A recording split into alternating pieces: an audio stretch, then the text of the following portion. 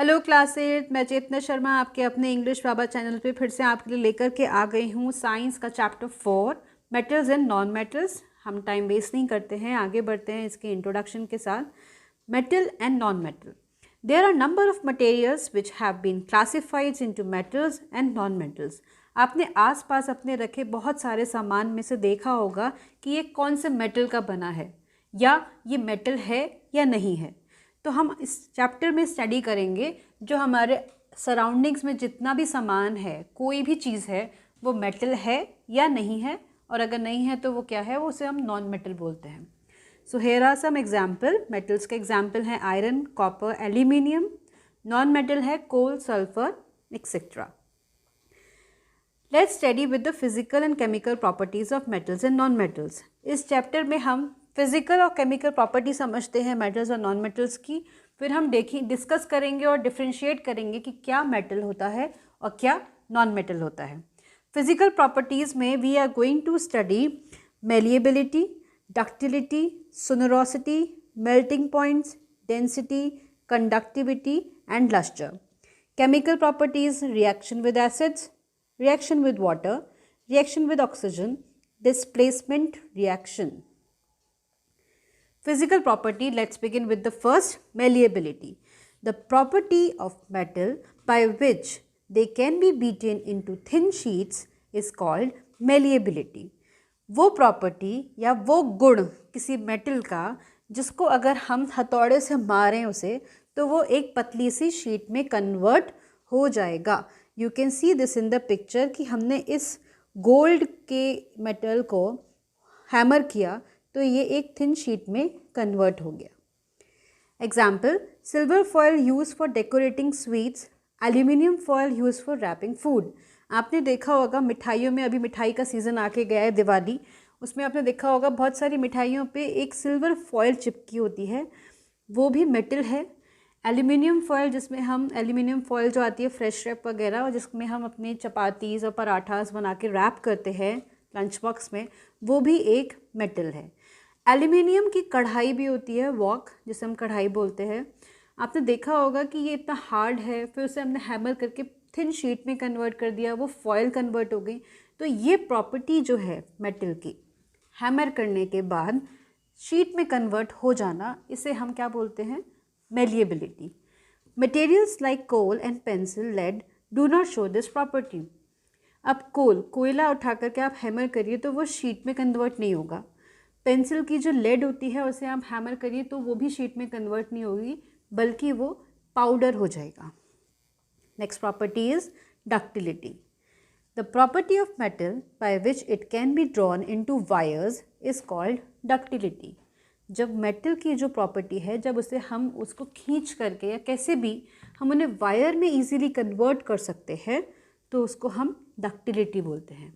तो मेलिएबिलिटी हो गया, डक्टिलिटी हो गया, ये मेटल की बहुत इंपॉर्टेंट प्रॉपर्टीज़ होती हैं।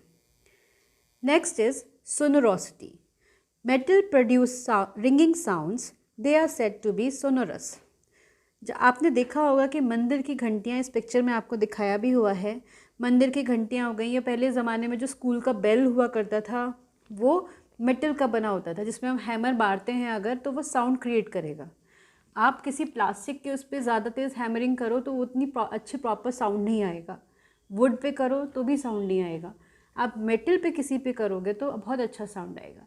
इसलिए आपने देखा होगा कि जितने भी हमारे म्यूज़िकल इंस्ट्रूमेंट होते हैं उनमें कुछ ना कुछ मेटेलिक होता है। जैसे गिटार में जो वायर्स होते हैं वो मेटल के बने हुए होते हैं, तो क्योंकि वो इजीली साउंड प्रोड्यूस करते हैं। उनकी एक प्रॉपर्टी होती है जिसे हम सोनोरोसिटी बोलते हैं, कि जब उन्हें रिंग किया जाएगा तो वो एक साउंड प्रोड्यूस करेंगे। The things made of metals produce a ringing sound when struck hard. जब उन्हें बहुत तेज़ मारते हैं किसी भी चीज़ से तो वो एक साउंड, रिंगिंग साउंड प्रोड्यूस करते हैं। Bells in temples made up of metal and not wood. इसीलिए आपने देखा होगा कि जो मंदिर की घंटियाँ होती हैं वो लकड़ी की नहीं बनी होती, जब बल्कि पीतल की बनी होती हैं या किसी और भी मेटल की बनी हुई होती हैं. I will tell you what are the different metals. Next is lustre. Natural shine of metal is called lustre. आपने देखा होगा कि मेटल की अपनी एक शाइन होती है. For example, gold is also a metal, silver metal है, प्लैटिनम एक मेटल है। तो आपने देखा होगा इनका यूज़ ऑर्नामेंट्स या ज्वेलरी बनाने के लिए किया जाता है और इनकी अपनी एक शाइन भी होती है। ऐसे ही जब आप नया नया लोहा खरीदते हैं, आयरन खरीदते हैं, तो वो सिल्वरिश होता है, बाद में वो उसका कलर चेंज हो जाता है। क्यों हो जाता है? We are going to study this in the chapter. Physical properties में आ गया आपका मेल्टिंग पॉइंट, क्योंकि वो मेटल है, आपने देखा होगा मेटल है, उसका हाई मेल्टिंग पॉइंट है। अगर हम मेटल को पिघालने की कोशिश करेंगे तो हमें ज़्यादा हीट देनी पड़ेगी, उसे बहुत देर तक हीट देनी पड़ेगी ताकि वो मेटल मेल्ट हो जाए। प्लास्टिक को मेल्ट करने के लिए बहुत कम हीट देनी पड़ती है। वुड आग पकड़ लेता है, जल्दी से जल जाएगा। लेकिन आपने देखा होगा कि मेटल को हीट करने के लिए, मेटल को मेल्ट करने के लिए हमें ज़्यादा हीट देनी पड़ेगी। You can see this in the picture कि बहुत हाई टेम्परेचर पे किसी मेटल को मेल्ट किया जा सकता है। दैट मीन्स उसका जो मेल्टिंग पॉइंट है वो बहुत ज़्यादा होगा। Next is hardness. आपने देखा है most of the metals are very very hard, they are not soft at all. Density, high density in metal except sodium and potassium, and in non metal density is low except diamond. Metals की density usually high होती है, except sodium और potassium ऐसे metals हैं जिनकी density high नहीं होती, जबकि नॉन मेटल्स में डेंसिटी लो होती है। इसमें भी एक एक्सेप्शन है, डायमंड। डायमंड की डेंसिटी, डायमंड एक नॉन मेटल है लेकिन उसकी डेंसिटी लो नहीं होती, उसकी डेंसिटी हाई होती है। Conductors of electricity. Conductors of electricity में आपको समझना होगा कि आपने घर में इलेक्ट्रिक वायर्स देखे होंगे। आपके जितनी भी इलेक्ट्रिकल अप्लायंसेस हैं, जो भी चीज़ आप यूज़ करते हैं, उनमें वायर्स होते ही हैं, कनेक्ट करते हैं, इलेक्ट्रिसिटी रन होती है, वो मशीन रन होने लगेगी। पर आपने देखा होगा कि वो मेटल्स के बने हुए होते हैं। प्लास्टिक की कवरिंग के अंदर आपने देखा होगा कॉपर का एक वायर रन कर रहा होता है। तो metals are usually a very good conductor of heat and electricity. Electricity का ये एग्जाम्पल है, और हीट का एग्जाम्पल क्या है कि आपने अपने घर में लकड़ी के बर्तन और प्लास्टिक के बर्तन डायरेक्ट गैस पे रखने वाले नहीं देखे होंगे। आपने देखा होगा कि वो बर्तन आपके मेटल्स के बने हुए हैं, चाहे वो स्टेनलेस स्टील है, आपका एल्यूमिनियम है या कॉपर है, आपके ये मेटल्स के बने हुए बर्तन होते हैं। तो these are very good conductors of heat and electricity. Metals are good conductor of heat and electricity except bismuth and tungsten. Bismuth और टंगस्टन एक ऐसे मेटल हैं जो कि good conductor of electricity and heat नहीं है। हमें ये एक्सेप्शनल वाले जो एग्जाम्पल्स होते हैं इन्हें याद करना बहुत ज़रूरी है। Non metals are bad conductor of electricity and heat. Opposite, obviously metals good conductor हैं तो नॉन मेटल्स बैड कंडक्टर हैं, except graphite and gas carbon. Graphite और कार्बन नॉन मेटल्स हैं, लेकिन कार्बन की gas is a very good conductor of electricity and graphite is also a very good conductor of heat and electricity being a non metal. आप यहाँ पे एक example देख सकते हैं जो गुड कंडक्टर होते हैं उन्हें कंडक्टर्स बोलते हैं, जो कि हीट एंड इलेक्ट्रिसिटी को अपने अंदर से रन करा सकते हैं, उन्हें हम कंडक्टर्स बोलते हैं। जो नहीं करा सकते उन्हें हम इंसुलेटर्स बोलते हैं। This is given, this is conductor and the insulators. Conductors में आपके सारे मेटल्स हो जाएंगे, कॉपर, एल्यूमिनियम, स्टील, और नॉन कंडक्टर इंसुलेटर्स या नॉन कंडक्टर्स में हो जाएगा plastic, rubber, glass, cloth. Okay, you are watching this video on your own English Baba channel. हमारे व्हाट्सएप ब्रॉडकास्ट से जुड़ने के लिए 8059041145 पे जाइए और हमारे को आप फॉलो कर सकते हैं इंस्टाग्राम पे englishbaba.eb। और आज का लेक्चर मैं दे रही हूँ Chetna Sharma on metals and non metals. Let's begin with activity 4.1. Take a small iron nail, nail मतलब कील, a coal piece, a piece of thick aluminium wire and a pencil lead. Beat the iron nail with a hammer, but take care of that you don't hurt yourself. आप एक iron nail लीजिए, कील लीजिए, कोयला लीजिए, a piece of thick aluminium wire लीजिए मोटा सा, और पेंसिल की लेड। आयरन नेल को हैमर से स्ट्रक करिए बहुत तेज़, एल्युमिनियम वायर को भी स्ट्रक करिए। लेकिन आप जब कोल और पेंसिल को स्ट्रक करेंगे हैमर से, बहुत तेज़ मारेंगे, तब क्या होगा? Record your observations. मुझे कमेंट सेक्शन में अपने ऑब्जर्वेशन ज़रूर बताइएगा। Now second activity, recall how to make an electric circuit to test whether electricity can pass through an object or not. You might have performed the class activity, the various objects in class 6. आपने class 6 में ये circuit बनाना सीख ही लिया था। एक battery low, एक bulb लो, उनके wires को कनेक्ट करो। अब यहाँ पे इन्होंने एक आयरन का नेल रखा हुआ है। अगर आयरन का मेटल का नेल रखेंगे हम वहाँ पे, कोई भी मेटल रखेंगे इन दोनों वायर्स के बीच में, तो इलेक्ट्रिसिटी पास हो जाएगी।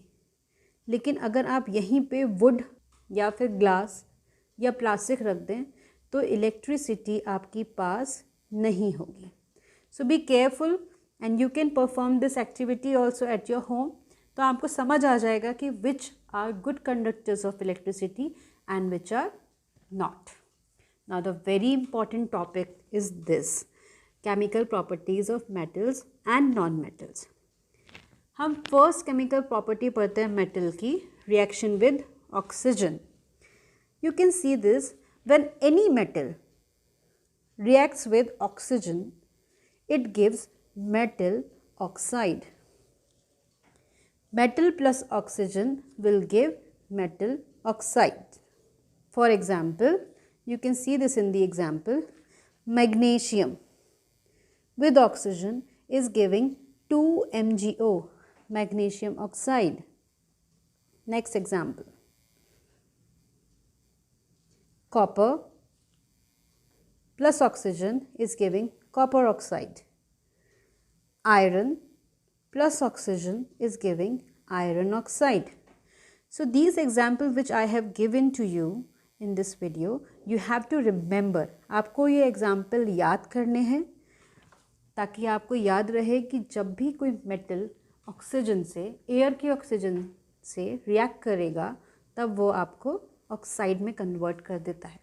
Sorry, the metal converts into oxide. Reaction of non-metals with oxygen.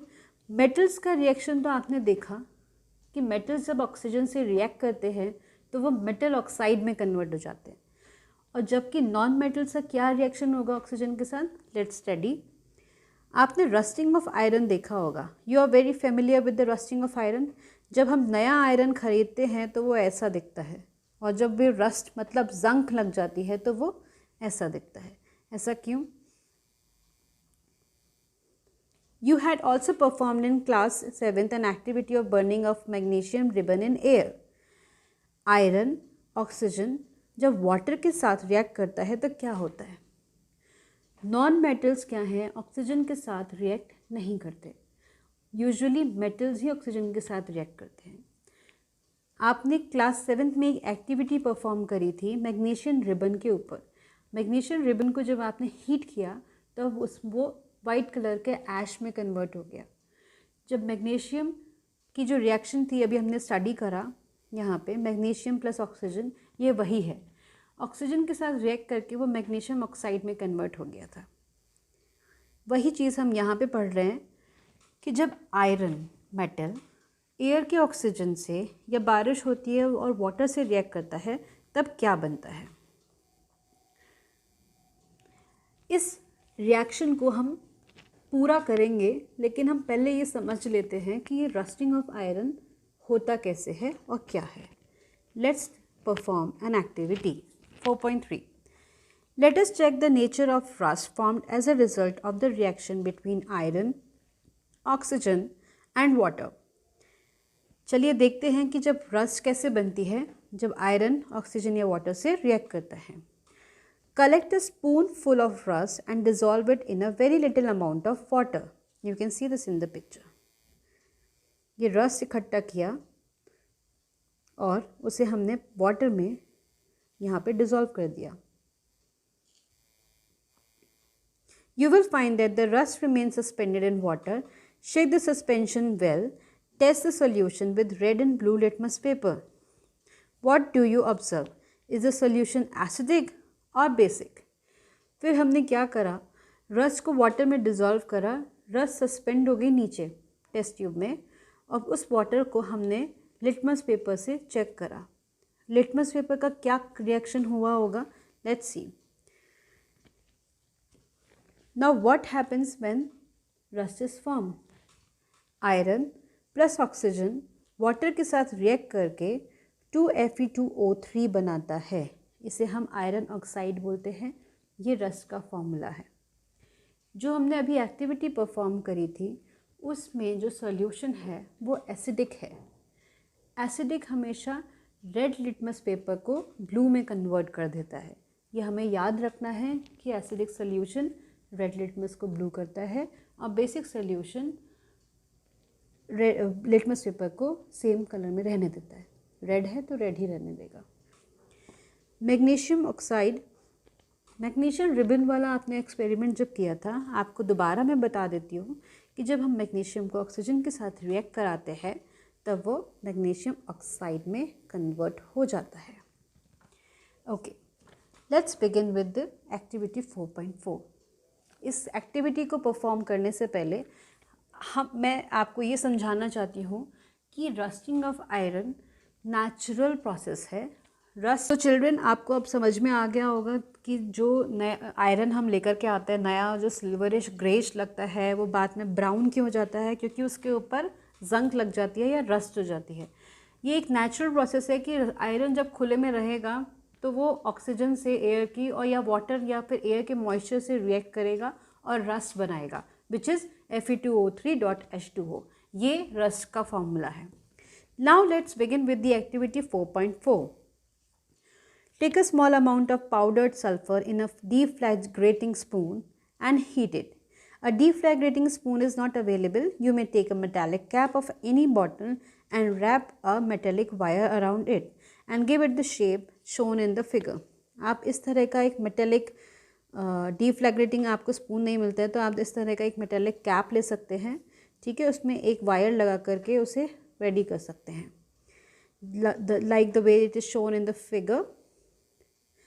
As soon as sulfur starts burning, introduce the spoon into a gas jar or gas tumbler. जैसे ही sulphur start होगा burn होना, तभी उसके ऊपर आप एक गैस का tumbler रख दें।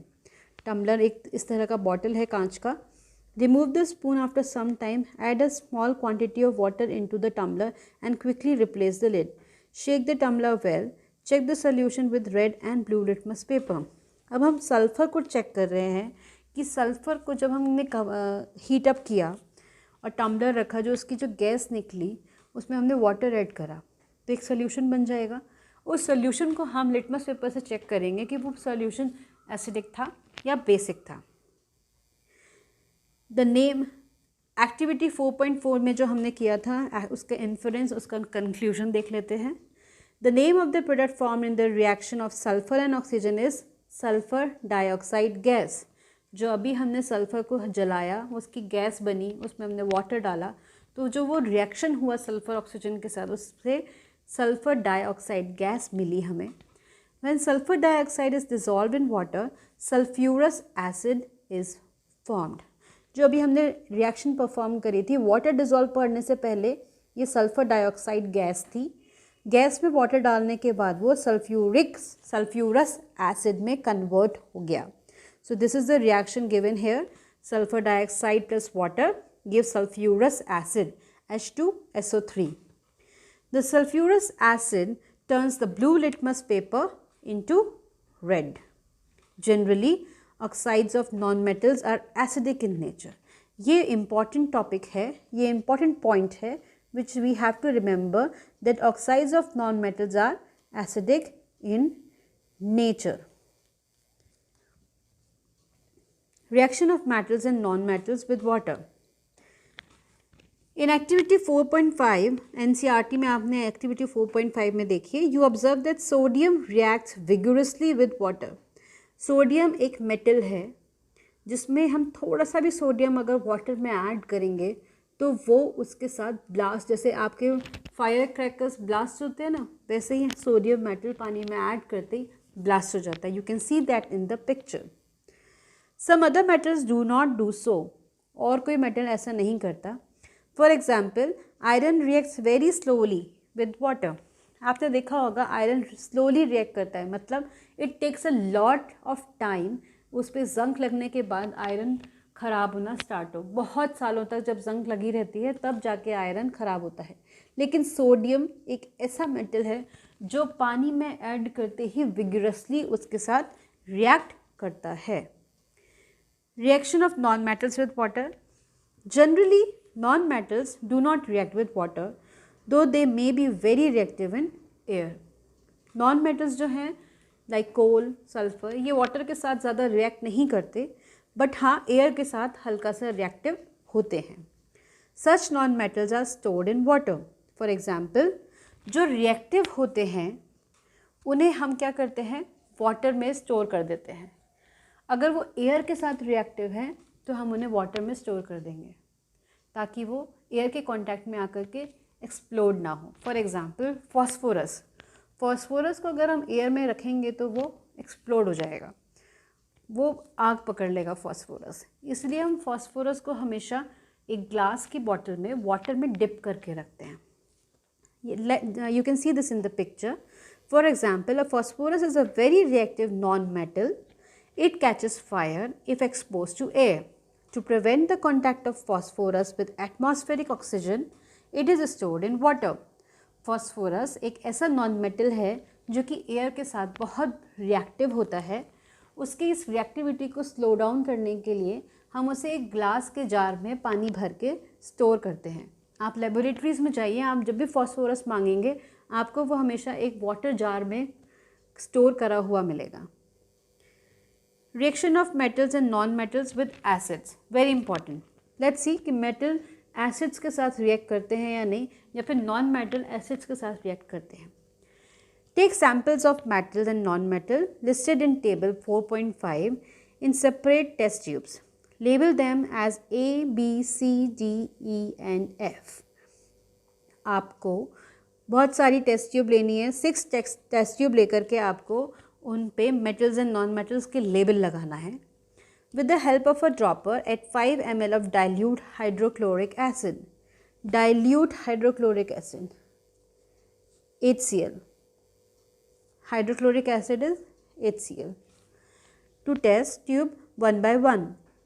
आपने जब सारे मेटल्स एंड नॉन मेटल्स को टेस्ट ट्यूब में लेबल कर लिया, फिर आपने उसमें हाइड्रोक्लोरिक एसिड ऐड किया 1 by 1. Observe the reactions carefully. If no reaction occurs in cold solution, warm the test tube gently. आपने जब dilute हाइड्रोक्लोरिक एसिड सारे टेस्ट ट्यूब में ऐड कर दिया और आपने देखा कि कोई रिएक्शन नहीं हो रही है, तो अब आप टेस्ट ट्यूब को हीट करना स्टार्ट कर दें. Bring a burning matchstick near the mouth of each test tube. Repeat the same activity using dilute sulfuric acid. Sulfuric acid H2SO4. Okay. Instead of dilute hydrochloric acid. Now record your observations. अब आपने क्या करा, इसमें आपने 6 test tube ली जिसमें आपने A, B, C, D, E, F लिखा. उस पर आपने मेटल्स एंड नॉन मेटल्स का लेबल किया. डाइल्यूट HCl ऐड किया. जब ऐड करने के बाद कोई रिएक्शन नहीं हुई तो आपने टेस्ट ट्यूब्स को हीट करना स्टार्ट करा. बर्निंग मैच स्टिक उनके माउथ पे ला करके देखा. अगर कोई भी रिएक्टिविटी नहीं होती है तो सेम प्रोसेस को आपको रिपीट करना है विद डाइल्यूट सल्फ्यूरिक एसिड और आपने ऑब्जर्वेशंस को रिकॉर्ड करना है. अब आपके क्या ऑब्जर्वेशंस आते हैं रिकॉर्ड करने के बाद, let's see in this table. Let's study first the magnesium. आपने फर्स्ट टेस्ट ट्यूब में अगर मैग्नीशियम लिया था तो हाइड्रोक्लोरिक एसिड के साथ मैग्नीशियम रूम टेम्परेचर पे रिएक्ट्स टू गिव हाइड्रोजन और वार्म करने पर रैपिड रिएक्शन हुई. सल्फ्यूरिक एसिड के साथ भी सेम सिचुएशन है. सेकेंड है आपका एल्यूमिनियम फॉयल. सेम रिएक्शन होगा एल्यूमिनियम, क्योंकि एल्यूमिनियम एक मेटल है मैग्नीशियम की तरह, तो वो रूम टेम्परेचर पे रिएक्ट्स करेगा टू गिव हाइड्रोजन. वार्म करने पर रैपिड रिएक्शन. सल्फ्यूरिक एसिड के साथ भी same condition, reacts to give hydrogen और वार्म करने पे रैपिड रिएक्शन. थर्ड है iron filings. Iron is also a metal. Reacts to give hydrogen room temperature पे, वार्म करने पे रैपिड रिएक्शन। सल्फ्यूरिक एसिड के साथ भी सेम सिचुएशन है, reacts to give hydrogen and warm करने पे रैपिड रिएक्शन। तो आप देख रहे हैं कि जब मेटल्स एसिड के साथ रिएक्ट कर रहे हैं तो वो हाइड्रोजन गैस रिलीज करते हैं। Now let's see in test tube D, copper, peeled flexible wire, no reaction, no reaction, no reaction, no reaction. And same with the charcoal powder and sulfur powder. Copper है जो peeled flexible wire है, copper तो एक metal है, फिर उसने कोई reaction क्यों नहीं दिखाई? peeled है, छिला हुआ फ्लेक्सिबल वायर है, इसलिए उसने कोई रिएक्शन नहीं दिखाई। Reaction of metals and non metals with basis. Acid के साथ हमने देखा कि मेटल्स रिएक्ट करते हैं vigorously, they give hydrogen gas, जबकि नॉन मेटल्स एसिड के साथ रिएक्ट नहीं करते। अब हम बेस के साथ देखते हैं कि मेटल्स रिएक्ट करते हैं या नहीं, और नॉन मेटल्स का भी बेसिस के साथ रिएक्शन होता है या नहीं। Prepare a fresh solution of sodium hydroxide. अब सोडियम हाइड्रोक्साइड क्या होता है? NaOH is sodium hydroxide. Prepare a fresh solution of sodium hydroxide in a test tube by dissolving 3-4 pallets of it in 5 ml of water. Drop a piece of aluminium foil into it. Bring a burning matchstick near the mouth of the test tube. Observe carefully. What does the pop sound indicate? आपको क्या करना है कि आपको एक solution बनाना है sodium hydroxide NaOH का। 3-4 pallets लेने हैं सोडियम के, वाटर में डिज़ोल्व करना है। उसमें क्या करना है टेस्ट ट्यूब में, फिर आपको एल्यूमिनियम फॉयल ऐड करनी है और बर्निंग मैच स्टिक आपको उसके टेस्ट ट्यूब के माउथ पे लानी है। एक पॉप का साउंड आएगा that indicate the presence of hydrogen gas.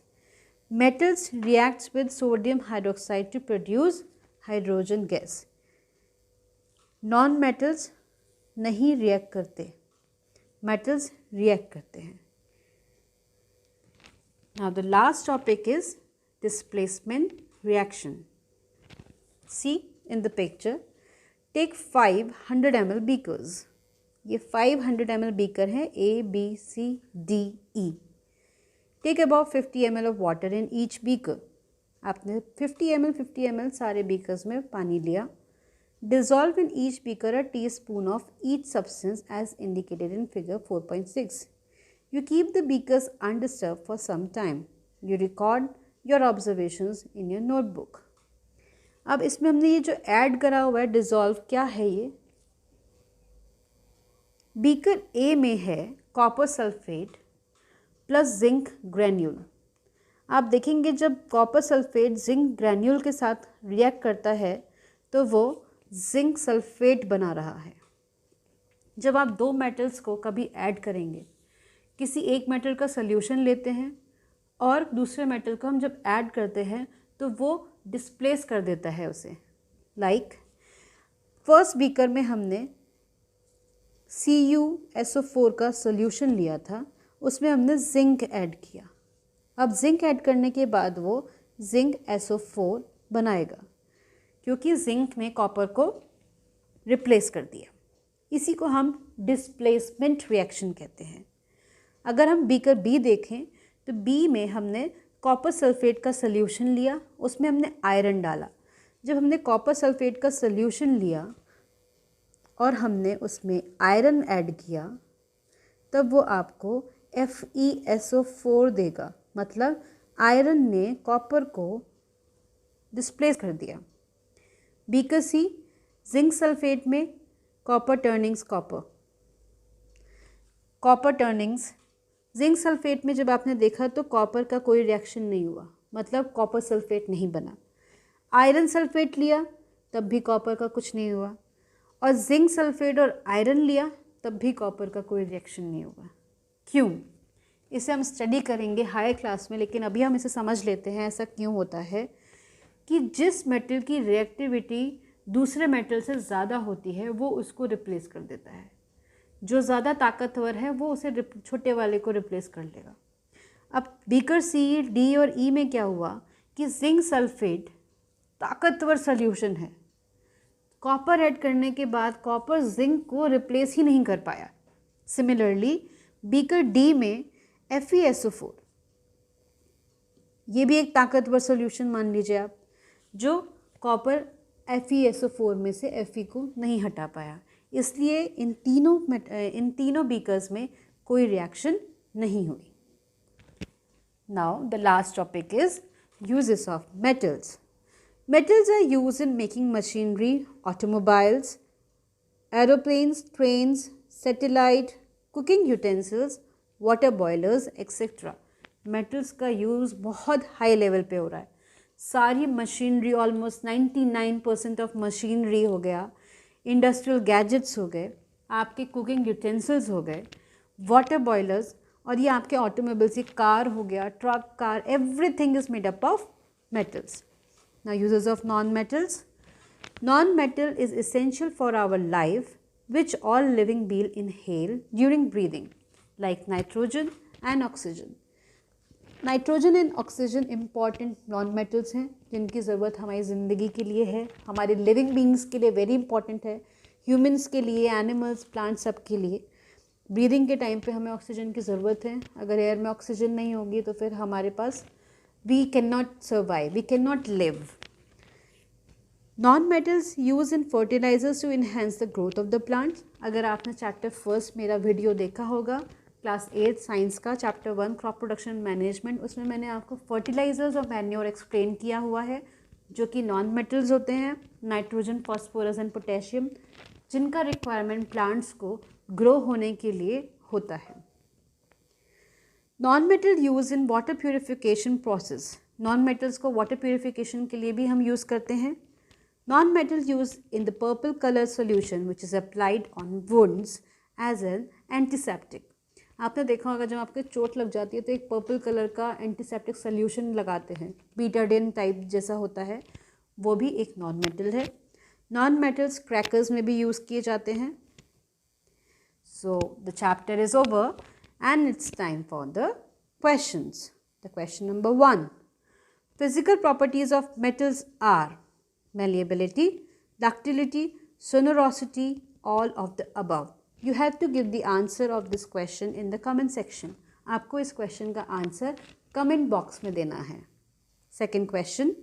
Any metal that allows electric current to pass is called conductors, insulators, moderators, none of the above. Third question. Acid turn blue litmus paper into red, pink, yellow, orange.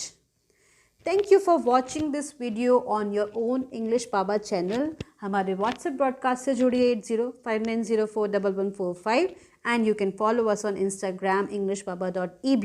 और आज का lecture था मेरी तरफ से चित्न Sharma. Thank you.